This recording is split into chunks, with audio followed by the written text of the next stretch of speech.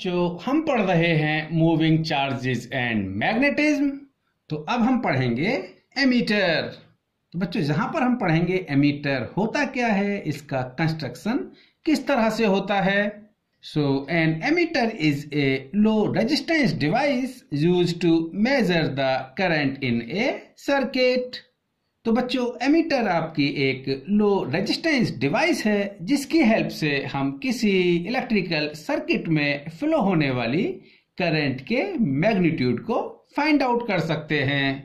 बच्चों मैं जहां पर एक टर्म इंट्रोड्यूस कर रहा हूं that is the shunt.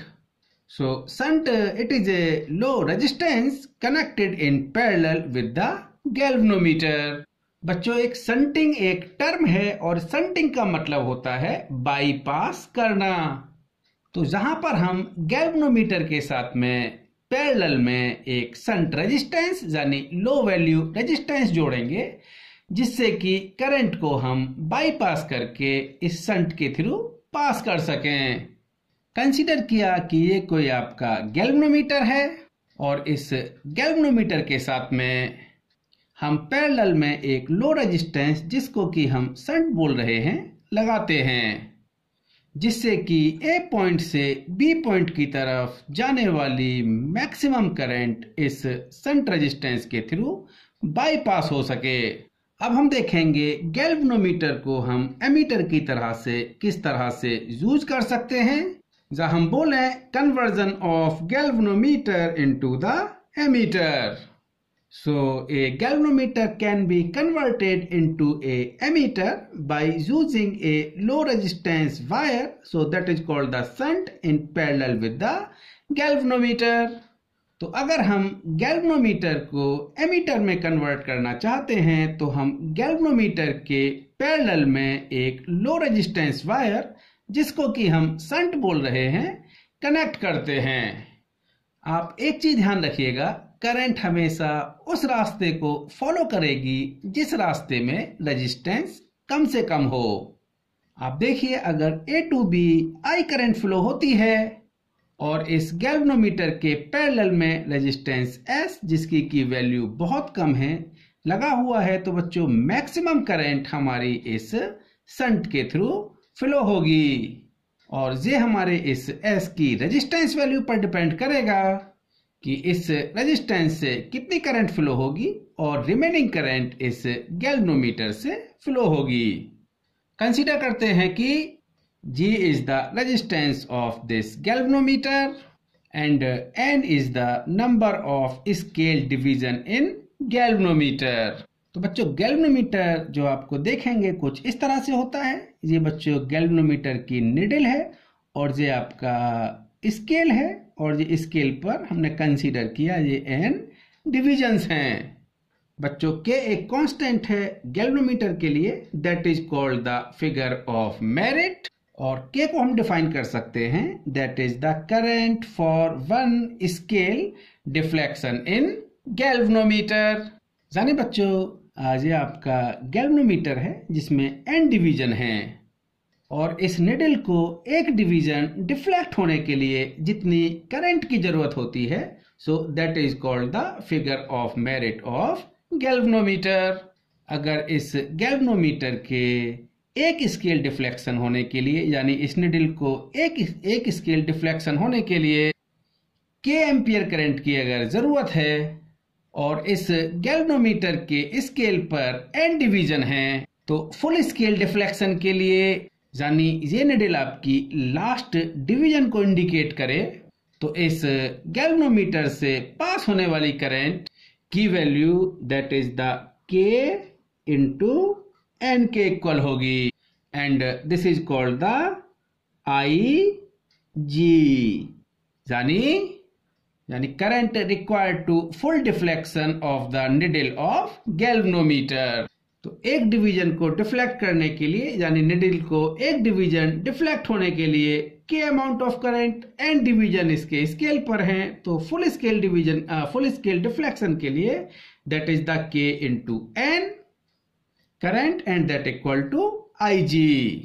So Ig is the full scale deflection current for the galvanometer. तो आपने अभी शंटिंग या शंट रेजिस्टेंस और के that is the figure of merit के बारे में जाना है। फर्दर डिस्कशन के लिए हम नेक्स्ट शीट पर चलते हैं। अब हम एक एग्जाम्पल के थ्रू समझते हैं। कंसीडर किया कीजिए गैल्वेनोमीटर है और इस गैल्वेनोमीटर की निडल का full scale deflection 0.5 ampere per होता है। यानी इस गैल्वेनोमीटर से अगर 0.5 एम्पियर करंट फ्लो हो तो बच्चों इसकी निडल फुल्ली डिफ्लेक्ट हो जाती है और इस गैल्वेनोमीटर से हमें मैक्सिमम 5 एम्पियर तक की करंट मेजर करनी है। तो हम सिंपली इस गैल्वेनोमीटर से मेजर नहीं कर सकते क्योंकि 0.5 एम्पियर से ज्यादा करंट ये मेजर कर ही नहीं सकता।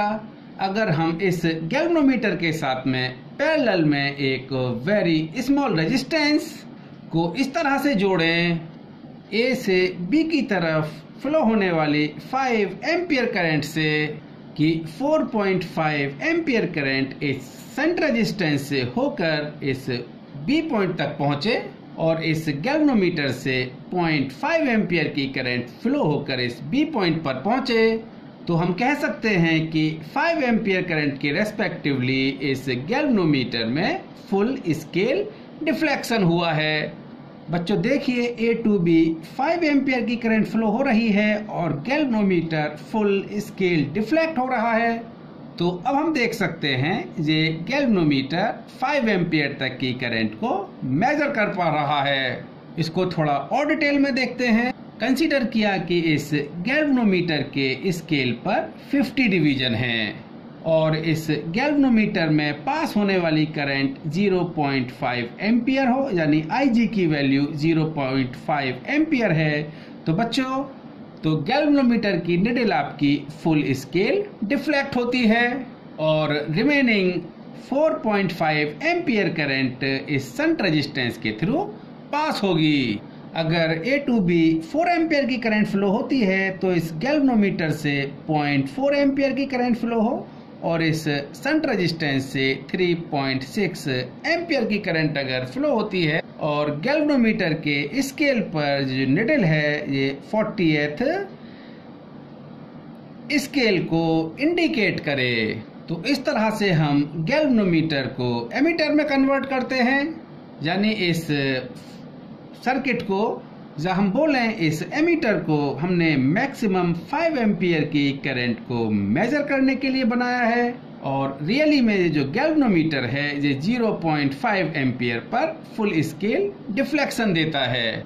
यानी इस सर्किट में 5 एम्पियर की करंट फ्लो हो तो निडल आपकी जो आपका 50th डिवीजन को इंडिकेट करे, यानी 50th स्केल को इंडिकेट करे, और सर्किट में अगर 4 एम्पियर की करंट फ्लो हो तो निडल जो 40th डिवीजन है उसको इंडिकेट करे।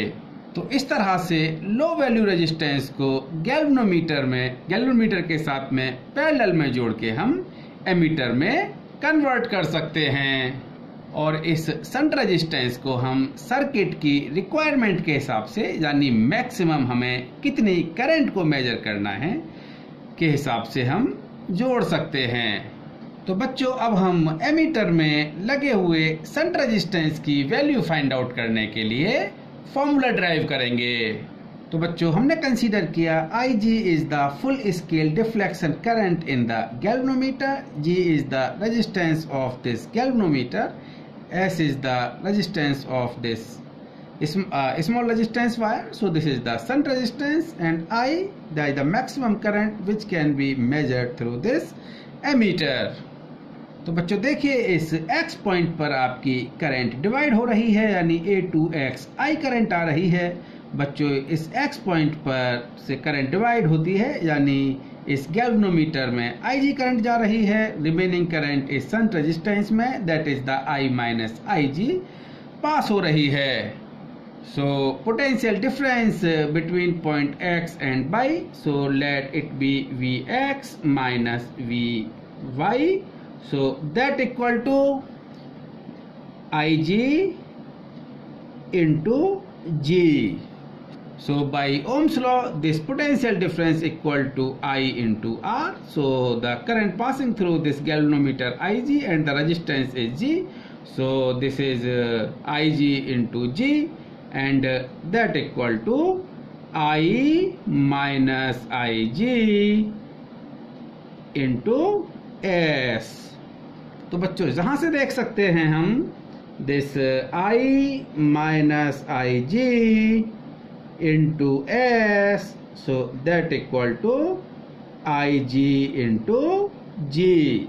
So from here this S that equal to Ig into G upon I minus Ig। तो बच्चों ये आपके शंट रेजिस्टेंस के लिए एक्सप्रेशन हो गया है, यानी ये जो गैल्वेनोमीटर हमने एमीटर में कन्वर्ट किया था इस शंट रेजिस्टेंस को लगा के। So this is the S, so that S equal to Ig into G upon I minus Ig। Ig is the full scale deflection current for this galvanometer, G is the resistance of this galvanometer, and I is the maximum current which can be measured with this device। और हम बोल सकते हैं I is the maximum current which can be measured with ammeter। Okay बच्चों, इस expression को हमें बहुत ध्यान रखना है और नेक्स्ट वीडियोज में हम बच्चों इस एक्सप्रेशन के ऊपर न्यूमेरिकल क्वेश्चन सॉल्व करेंगे। ओके।